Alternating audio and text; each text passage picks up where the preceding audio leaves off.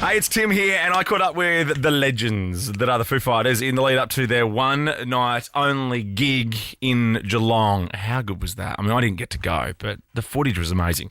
Now, there's a few colourful words in our chat, I have to tell you that, and mentions of the Geelong Cats. And as a proud Hawk, that sickened me to even say those words together, Geelong Cats. So if either of those aren't your thing, consider yourself warned. Without further ado, the Foo Fighters. Kate, Tim and Joel. Foo Fighters. Foo Fighters. Foo Fighters. Foo Fighters. Is someone get in the back? My name's Dave Grohl, and I'm not an athlete. I am Chris Shiflett. I play guitar for the Foo Fighters. This is Pat, who is guitarist number 3. Ooh, wow, all the way down the trough. Is that how are we numbering Are we them? numbered? I feel like My bag tags are number 1. But I would There not you go. go so far as to say I'm the number 1 guitar player. Between Chris Come on, and that's- Dave, who well, you're clearly the most proficient in the band. Number 1. You're just not number Yes. Well, I could be number 3.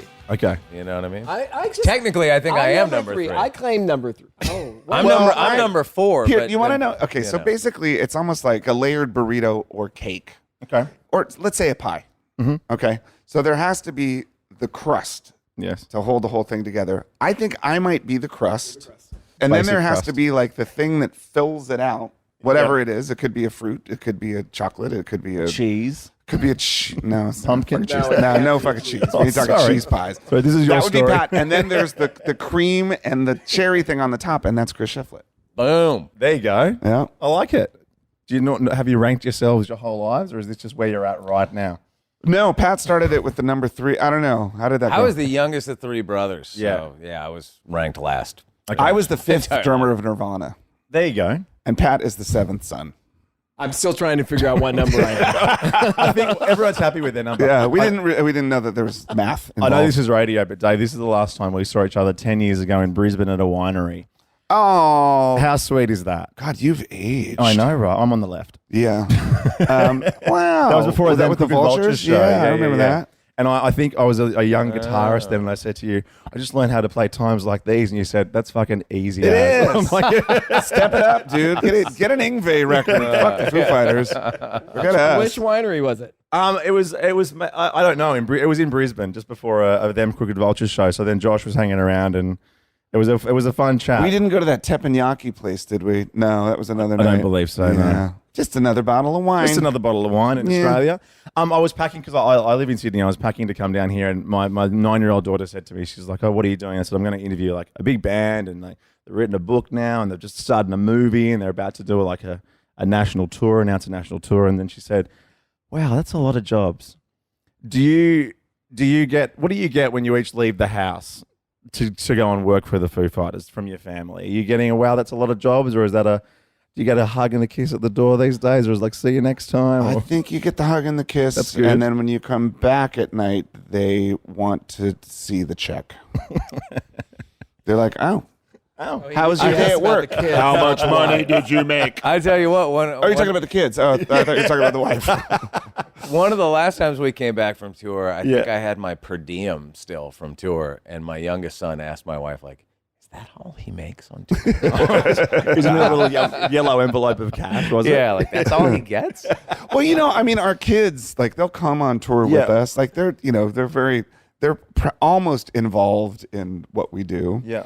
So they know what it is. If I say I'm going down to the studio, they know that it's either to do something like this or record some stuff. And it's, I mean, living in Los Angeles, I think their friends' parents might have weirder jobs than For ours. sure. you know? Oh yeah, of course. So- I mean, it's like our kids, like he said, have always been out on the road with us. And the morning, this trip came up really fast, as I'm sure you know. And I hadn't even given it any thought to like bring my family or whatever. But I realized like the morning we were leaving that we basically had like a half-empty plane to come down here. So I tried to get my 18-year-old to come. I was like, wow. "What the fuck? Let's just come to Australia with me for the week." And he's like, "Nah, I'm cool, but." Oh, seriously, what's he doing instead? It's true, man. Yeah. Oh, well, people who don't come to Australia are like Pat and think that Australia is far, far away, and they don't seem to come. Whereas I think we're like what Americans used to be. Like, you always used to hear the Americans when you used to travel. I think now you hear the Australians. We are happy to get on a plane and travel as far as you need just to get somewhere else. Yeah. It is far. Oh yeah. but it's fucking worth it. Yeah, it's worth like every I time don't we've think come his down. son said no because it's far. He said no because you were going. Like if Oh, you said, right. Oh, sorry. you So and my your bad. buddy Had wanna I go. offered for him Breaking to it just down. go without I me, here's yeah, some probably free would. Yeah, tickets for you and your buddy. I exactly, won't yeah. put What about there. tickets to go and see Amel and the Sniffers? Because they're supporting you guys tomorrow There night. you go. I know. They're a very cool Melbourne band. We did some shows with them last time we were here. Yeah. Yeah, it was great. Very cool. Yeah, because what do you think? Because I don't remember the quotes. I won't pretend to remember it. But you said something about guitar. It's hard for guitar bands these days, because everyone's kind of rapping over a synthesizer or something, which is totally fine. I think it's coming. I think it's changing. I really do. I mean, for a while there weren't too many new bands that had guitars, but I mean, if still like in the UK, there's still a lot of new bands, young bands. I guess they call it indie music. Indie music. But there's guitars everywhere. I mean, if you look at even someone like Miley Cyrus, who's becoming the next Joan Jett, and you watch her live performances, and there's it's like a rock band. Like they've got guitars out there. Oh, the one she did, the whole song she did on the Stern show was unbelievable. I didn't see it. Oh, she did doll parts on Stern. There you go. It was so good. I mean, and I watch my daughter, who's almost 16 years old, sitting in her room all day long, learning fucking Joni Mitchell songs on guitar. Yeah. And learning. She just sits and watches these YouTube Times like these, would you ever tutorials. teach her times like these? It's too fucking Too easy. easy. No, she figured that out right like that. We're here to announce a proper big show. Obviously, you're doing a show in Melbourne tomorrow, which is massive. Why Geelong? Do we know why Geelong? And I'm asking that on behalf of the rest of the country. Personally, I don't know why they picked that venue. The whole thing happened really quickly Yes. where you guys announced that you were opening up February 21st. Mm-hmm. And the day that you made that announcement, I saw the story and sent the link to my manager and said, dude, we have to go down now. Let's go. Yeah. That was 3 weeks ago or something. Yeah. And so they said, I imagined that we were going to come play like the arena, like Rod Laver or something like that, or just It's too easy. It's too central. I guess I don't know what the deal was. So when I found out that we were playing some fucking stadium, I was like, ooh, it's a bit presumptuous, isn't it? Oh, Geelong can rock. And now I've got you across the football team. Who, the Cats? Do you remember the name of the? Oh yeah. Oh, the Cats. Yeah, go Cats, baby. the Big Cats fans. A huge Big Cats fan. Maybe you don't start with that. You're not into sports at Geelong because they might. I don't see what's wrong with that. No, there's nothing I just wrong don't with pay that. attention to any sport. No, there's nothing. So no team or no certain type of sport should be offended. When we were kids, You haven't been to Geelong, obviously. Yeah. you gotta Yeah, understand I mean, I when, know. when So you we have were to be into sports? You have to no. You have to be into the Geelong Cats. Oh, okay. when we were Well, then you teenagers. have to be into the fucking Foo Fighters. Yes, of course you will be. Yeah, it was a sport. You were not allowed to be into music and into sports at the same time. Right. We're all the people that got picked on by the sports people. Yeah. Well, Pat, you were really into boxing. Was Chris, you were really into boxing. I mean, I still love boxing now, but I sort of got into following sports in adult life. Like when I was a teenager, I didn't want to be athletic and healthy, and you know what I mean. I was like, that was not did Did not you play appeal. sports when you were a teenager? I did. I played sports I played soccer up until I started playing guitar, and I never thought about that before. But it was literally the exact moment I started playing guitar. I never played organized sports ever. Yeah. You know, What did you which play is when not you a were a coincidence. teenager? I was a soccer player. I was always a goalie, and I played lacrosse. Ooh. I was a lacrosse goalie. Okay. And Even sort of know the what same for lacrosse me, is. except it was acid. What's that? what's lacrosse? Lacrosse? that move? Well, that's a lacrosse racket, and the little ball sits in the net. It's called a stick. A stick, sorry, and you throw it like that, You do. and that's A all. bit more masculine than that. Really? But you kind of, yeah. Now, I have to say, you know, we've all been locked down and into our COVID world. It's probably too long when I go and see your horror movie and see someone barbecued and cut in half, and you walk out of the cinema and go, "That's just what I needed. I needed that." That's entertainment. Tell us about the movie, the origin of the movie. You're obviously into horror. It was a very fun movie to watch, and your expressions, Pat, were just top notch. Just it's the thing, you know what they say in movies is things you don't say that captures the attention of the audience. And Oh. your expressions. Wow. If only we had taken acting lessons before the movie. What, you didn't? No, we didn't. It was just this really silly idea. I mean, I don't think anyone's horror obsessed or a horror aficionado. Weird if you are, though, isn't it, in a way? I know some people that are. Taylor's the perfect amount of horror, of a horror fan. Okay. He's got his favorites, and they're kind of deep cuts. But none of us, I think, are super into that genre. But the idea came about. We thought it was going to be some really sort of low budget, lo-fi kind of run and gun slasher film.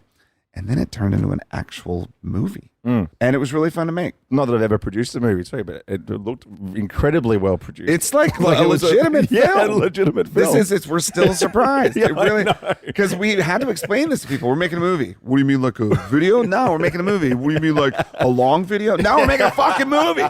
So Yeah. What else? So recording it, it's basically, if people haven't seen it, you're recording an album in a haunted mansion. yes, that's the house where we made the last record. Is that right? So I was going to ask Actually, the house we made Okay. the record. Not haunted. Not haunted? No, just creepy and old and weird. Was there a time though when, obviously, you've got your own studios now, but was there a time when you did have to record in pretty awful places? You remember a moment? Well, we did an HBO series a long time ago called Sonic Highways. Yes, you did. Where we did 8 different cities and we recorded in 8 different studios, one song for each city. And one of the coolest places we recorded was in New Orleans at this place called the Preservation Hall, where the Preservation Hall Jazz Band plays 364 days a year. And it's this old, it's like a 250-year-old room in the French Quarter in New Orleans where they don't even use microphones or a PA. There's just church pews in this tiny room, and then the jazz band plays there. We set up a recording studio and recorded there. That fucking place is haunted. There were ghosts in that bitch. That was crazy. But There were I've ghosts always in that bitch, there end were. quote. I've always thought that the environment in which you record ultimately determines the creative output and outcome of what you're doing. So where's next on the list then? Where's the dream spot, or are you too comfortable in your own surrounds now? Anywhere but our studio. Yeah? That we Usually the spent rule. millions of dollars to build. Other people can record there. Yeah. Yeah, they can They pay it do. off. Yeah. Or who have you got in there at the moment? Can you give us any insight? Who's recording in there? Who was in there recently? I don't know, but like real bands go in there. Yeah. You know. Oh no, from time I to time. believe you. Yeah. No, he was in there. It's open I for think business. Scott Ian from Anybody's listening. Anthrax was in there recently. Alice in Chains record one, Alice in like Chains a couple did some records stuff there. Yeah. You never know. It's funny. Sometimes it'll be like a dude from Earth, Wind, and Fire is in there recording stuff, and then the next day there's a guy from Slayer in there recording stuff. It's a beautiful studio. It's great. Yeah. So there's the book, which we love, and obviously, hopefully, your trip down under, because that, when you wrote the Down Under chapter, that's where everyone from Australia just skip to first. When Right. people say if you ever write a book, you should put an index at the back because people should see if they can find their name and they'll read that Yeah, first. yeah. So the Down Under trip last time, how much different will it be this time? Any scooters? Well, I still do have to tick that little box on the card that says, "Have you ever been convicted of a crime?" And I always do. Yes, of course. You're an honest man. And I usually have to have that conversation, and they'll be like, "Why'd you tick that little box? Why'd you tick that?" And I'll say like, "Oh my God, 20 years ago, I got a drink driving charge on a moped in the Gold Coast," and they always go, "Oh, I know." Yeah, we all So it's embarrassing. It's a blemish. Yeah. I So mean, minivan otherwise- it is to Geelong, and then a nice, safe minivan filled with water. Well, I'm not riding a fucking scooter out there. So we're looking forward to seeing you out here, and the shows are going to be massive. We all get to share in that.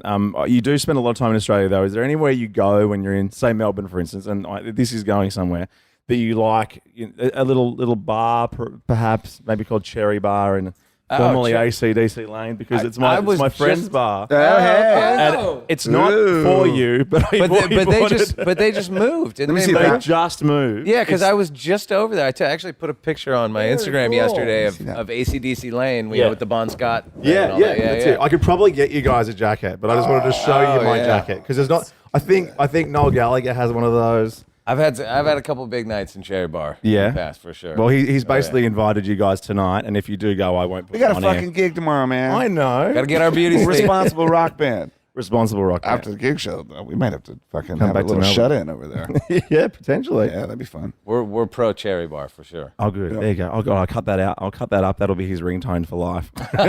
You're pro Cherry Bar. Boys, thank you so much for spending time with me. Thanks for coming out to Australia. And more Yeah. importantly, thanks for coming out again in a few months so we can all share in it. That's right. We'll be back for a proper tour. And go Cats, remember. Go Cats! Catters. Go Cats. Here, kitty, kitty, kitty, kitty, kitty. Kate, Tim, and Joel.